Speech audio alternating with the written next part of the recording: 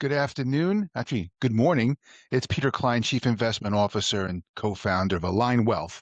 And just wanted to give you our thinking as it relates to the market conditions and economic conditions on Wall Street and how we're seeing things. Much of this might be a repeat from some discussions we've been having with clients over the last month or so, sort of setting up the strategy for 2026. So forgive me if it is repetitive, but I think it's important. Let's go to it. I will share my screen and we will begin to go through these important matters and elements. So stand by. Always a critical part of our practice, and it speaks, of course, to our fiduciary duty.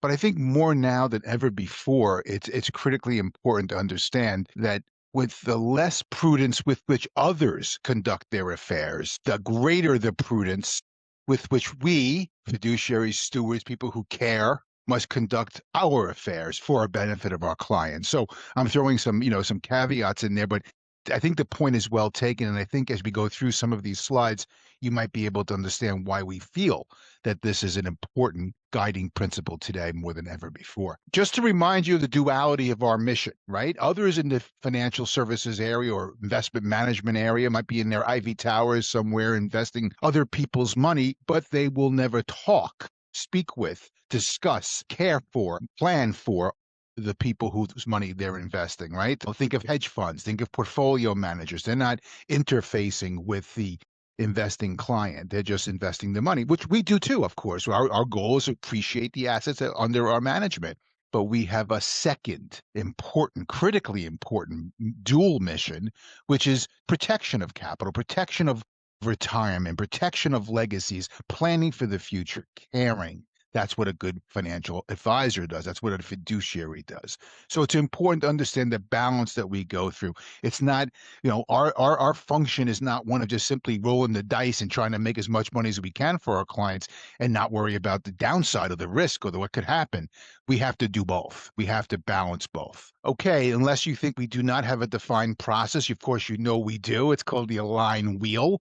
It starts with understanding the clients and their every little bit about them and understanding all of their, the feelings about risk, their feelings about their goals, their objectives, tax status, of course, estate planning, financial planning.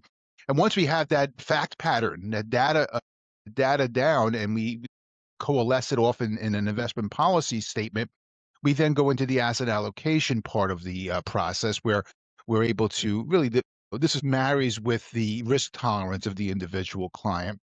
The bottom right, rather, is a lot of the work that I do as chief investment officer, understanding market conditions, understanding economic conditions, developing themes, stress testing portfolios, tweaking portfolios. We'll see some of that shortly. And then, of course, reporting back to you the full circle, the aligned wheel.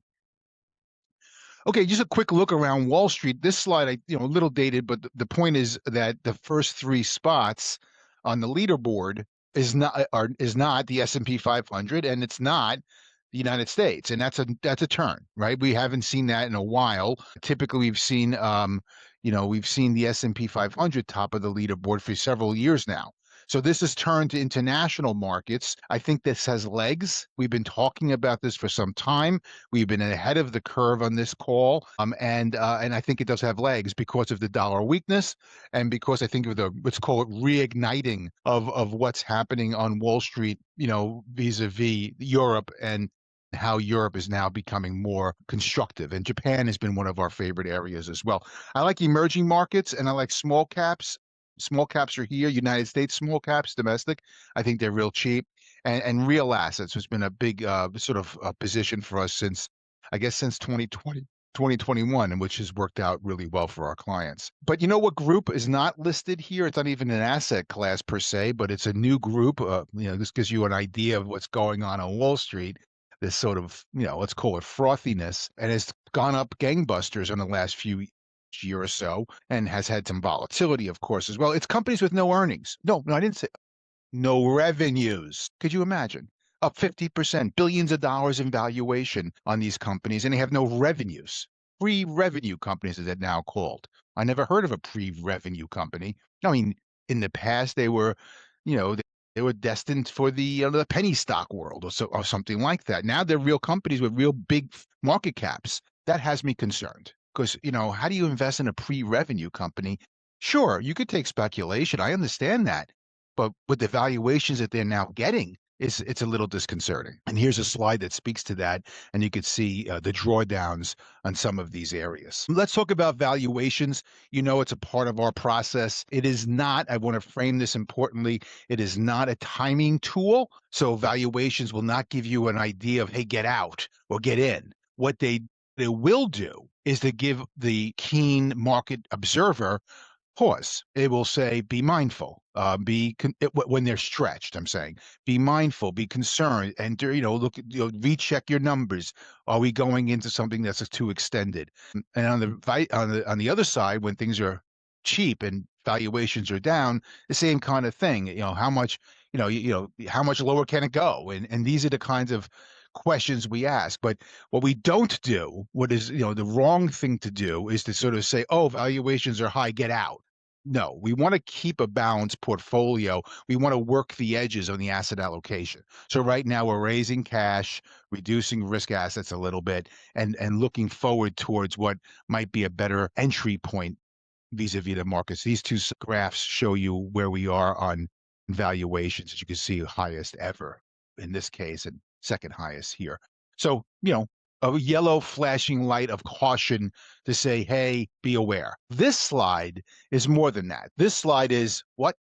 WTF, I mean, this is crazy town. 10 times sales is a big valuation number, period. That's not typical. You don't typically get valuations at 10x sales. Google Scott Chambers and back in 2001 or 2002, right after the .com crash, he was out to the analyst community and saying, "Hey, what were you guys thinking? Trading my shares of my stock at such a 10x multiple? How would I ever rationalize that as a CEO of a company? It would never be able to happen.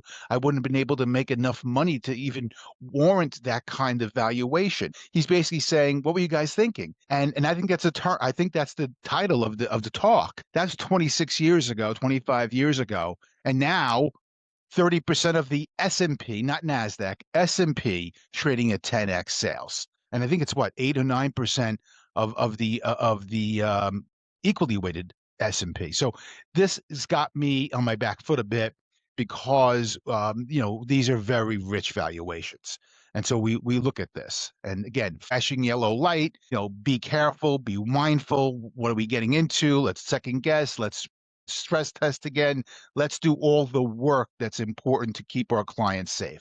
Concentration on the S&P 500, about 40% of the S&P 500 cap-weighted index is 10 stocks. You know the story. Concentration is also flashing yellow. And market froth is high too. From our friends at Strategas, we want to be careful when we're investing at highs of sentiment. Okay, so the question, of course, is where's the proverbial puck going? And let's take a look. This is macroeconomics. This is our concern about inflation. So you guys know the story. I wrote about it, few years now. We've been early on this call. The 3 Ds of inflation. It's our belief. I'm an unabashed inflationist, guilty. I believe that the disinflation of the 40 years from 1982 to 2020 stopped when COVID came and the Fed flooded the economies around the world with cash. Probably the right move initially, didn't take it back quick enough. In fact, doubled down on it.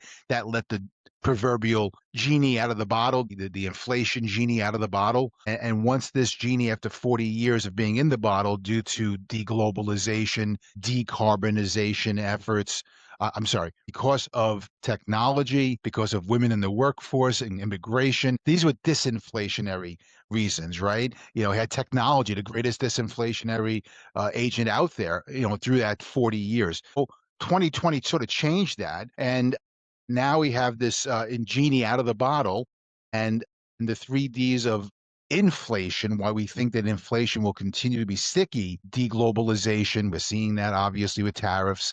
Decarbonization efforts are not going to be cheap. They're going to be real expensive. We don't have the copper and the green metals. We have to get them, and that's going to be expensive. And of course, the debt and deficit. So we've been talking about that for a while. We believe this notion of sticky inflation is not in the market consensus, and that is a concern because it suggests that the Fed may not be so keen in lowering interest rates. Let me say this: no Fed official, in our view, no matter how politicized, will make the case to reduce interest rates in light of sticky inflation. It just would they wouldn't do it. I just don't think they would, and I hope they're not, because if they were to do that, it might pivot us into hyperinflation. So let us watch this. But this chart in front of you shows that the CPI, okay, not the best measure of inflation, but it's what we got. 50% of it is essentially above 3. So we're seeing that last week with the ECI. We're seeing this idea of sticky inflation staying with us, and it is disconcerting because it's not in the market case yet, and if it is, I think it will be not appreciative. So we need to be careful on inflation. So that's a macro call, and then I want to just show you this call, which I guess speaks a lot to sentiment that we saw earlier. More households have more money in stocks than they have in real estate. Never before has that happened. So I think this is telling, and I think it speaks to the larger pool of investors. Everybody's in the pool. Typically, not the best way or best time to allocate aggressively. So let us be careful. Okay, on the AI, this is speaking about the what if. What if AI just sort of disappoints? What if obsolescence risk comes to our shores from elsewhere? What if the spending sort of dries up a little?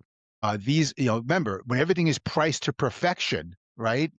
A little change can make a big impact because everything is so highly priced, highly valued, the metrics of valuation. So we have to be mindful that any little change can make a big impact. So this is important. Back on AI again as well. I like this. Is the juice worth the squeeze? There's been a lot of talk about, hey, has AI really delivered on the productivity that, again, some Fed officials have been talking about?